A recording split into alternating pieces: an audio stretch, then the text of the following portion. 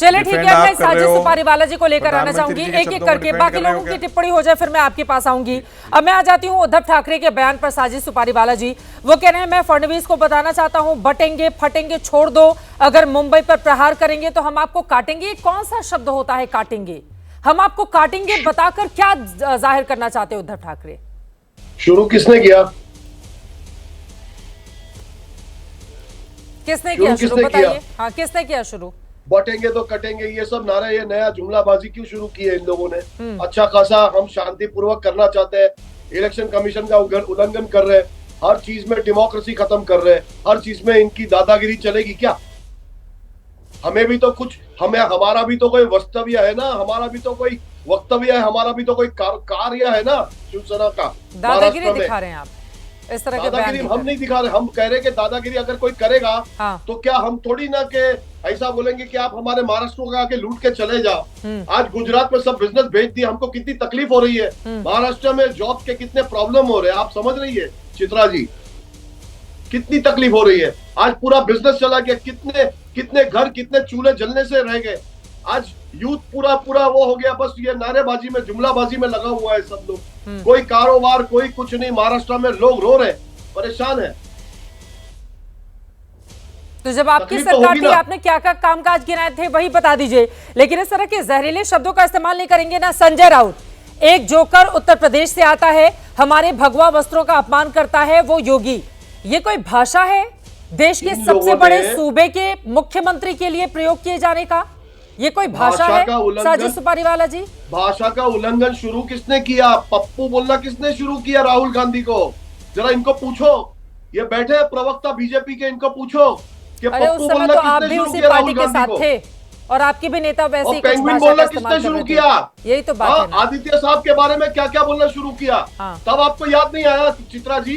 अभी आपको सब याद आ रहा है। आपको निष्पक्ष होकर बोलना चाहिए चित्रा जी, आप जर्नलिस्ट हो, आपको सारी निष्पक्षता के साथ अरे मुझे उस समय भी याद आया था और इस समय लगातार मैं इसी मुद्दे पर डिबेट कर रही हूँ। महाराष्ट्र से अभी मैं लौटी हूँ 1 घंटे पहले। साजिद सुपारीवाला जी, जिन बयानों का जिक्र किया जा रहा है, एक सेकेंड सर, अभी जब भी टीवी डिबेट होती है, दिन के कौन से बयान होते हैं उसको लेकर डिबेट की जाती है, तो हम बहुत इतिहास में नहीं जाएंगे क्योंकि हमारे पास 1 घंटे का वक्त होता है। आज जिसका बयान आया है उसी पर डिबेट हो रही है और ये बात आप भी जानते हैं। जब आदित्य ठाकरे के लिए कहा गया था उस दिन भी मैंने डिबेट की थी। लेकिन मेरा ये सवाल है, भाषाई मर्यादा तोड़कर क्या वोट मिलेंगे आपको? जल्दी से 2 लाइन में जवाब दीजिए, उसके बाद मैं आती हूँ। अजय आलोक जी, आपको ही जवाब देना है। हाँ, हमको तो वैसे भी वोट मिलने वाले हैं, महाराष्ट्र की जनता ने इनको खदेड़ दिया है। अब महाविकास आघाड़ी बहुत जोरों शोरों से आएंगी और सबको बताएगी कि प्रोग्रेस क्या होता है, डेवलपमेंट क्या होता है। हमारा एक ही मुद्दा है आदित्य ठाकरे जी का, नौकरी नौकरी नौकरी और कुछ नहीं, रोजी रोटी की तैयारी।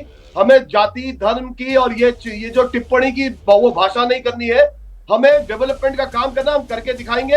हमने पहले भी किया है, आगे भी करेंगे और महाराष्ट्र में जितना गुजरात गया है, जितना कारोबार सब वापस लेकर आएंगे। अजय आलोक जी जवाब बताएंगे कि महाराष्ट्र क्या है। ठीक है, अजय आलोक जी जवाब दीजिए उनकी बातों पर। सबसे पहली बात तो मैं ये इनको बताना चाहूँगा कि राहुल गांधी को पप्पू कहना हमने शुरू नहीं किया। 1999 में सबसे पहले छोटा पोपट बाला साहेब ने कहा, आपके बाला साहेब, अब उनकी याद आप लोग नहीं करते हैं अलग बात है, छोटा पोपट बाला साहेब ठाकरे ने कहा था, रिकॉर्डेड वीडियो बयान है, देख लीजिए। क्या कोइंसिडेंस है चित्रा जी? देखिए कोइंसिडेंस है भाई, पर्सनली मत लीजिएगा, बीच में नहीं, बीच में मत बोलिए ना। पोपट तो बाला साहब ने बोला, अरे बीच में क्यों बोल रहे हैं? मैं कोइंसिडेंस गिना रहा हूँ, कोइंसिडेंस नहीं रह रहा हूँ। अरे 1 मिनट सुनिए, इतने बेचैन क्यों हो जा रहे हैं? अभी आप और बेचैन हो जाइएगा मेरी बात सुनने के बाद। सुनिए कितना कोइंसिडेंस है। देवेंद्र फडणवीस को काट डालेंगे उद्धव ठाकरे, काट डालेंगे। अब प्रवक्ता भी रख लिया सुपारी वाला।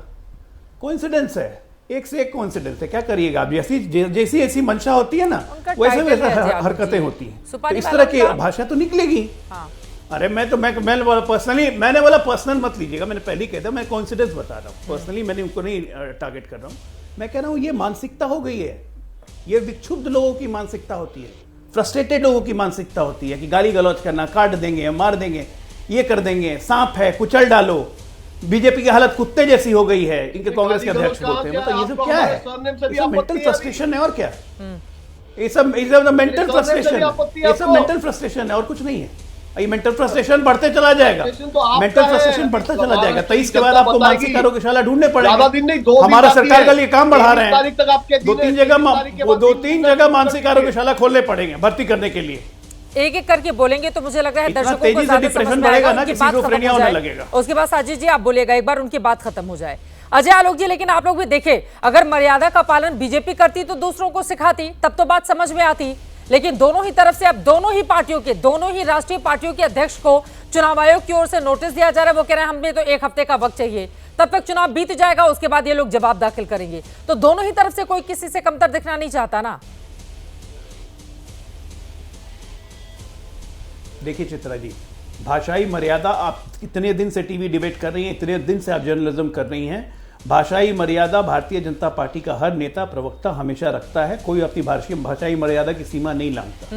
लेकिन जब इस तरह से हम पे वार होगा कि कोई हमें काट देगा, कोई हमें सांप बुलाएगा, कोई हमें कुत्ता बुलाएगा, तो हम बैठ के गांधी जी की तरफ पुचकारेंगे नहीं, जवाब मिलेगा, बहुत करारा जवाब मिलेगा।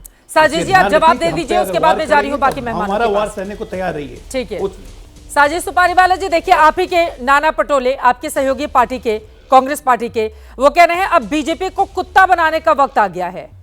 ये इतनी मस्ती में आ गया है, खुद को भगवान समझने लगे। कौन सी भाषा है ये? अब जवाब महाराष्ट्र की जनता देगी, हिंदुस्तान की जनता देगी। जिस तरह लोकसभा में इनको जवाब दिया था, उसी तरह अभी विधानसभा का वक्त आ चुका है। खिसियानी बिल्ली खंबे नोचे, ये सब छोटी छोटी पॉइंट्स पकड़ के इन लोग अभी शुरू हो गए। इनको महाराष्ट्र की जनता यहाँ से तड़ीपार जब करेगी और जब हमारी सरकार आ जाएगी, इनको अभी से डर बैठ गया अपने दिल में कि अभी हमारा क्या होगा। कोई बात नहीं, हाथ कंगन को आरसी किया, पढ़े लिखे को फारसी किया। ज्यादा वक्त नहीं, 2 दिन है, 23 तारीख को आप लोग तड़ीपार हो और महाराष्ट्र में उद्धव बाला साहेब ठाकरे के साथ में मिलकर महाविकास आघाड़ी अपनी सरकार बनाएगी। इंशाल्लाह बहुत अच्छा जवाब मिलेगा, करारा जवाब तो आपको मिलेगा।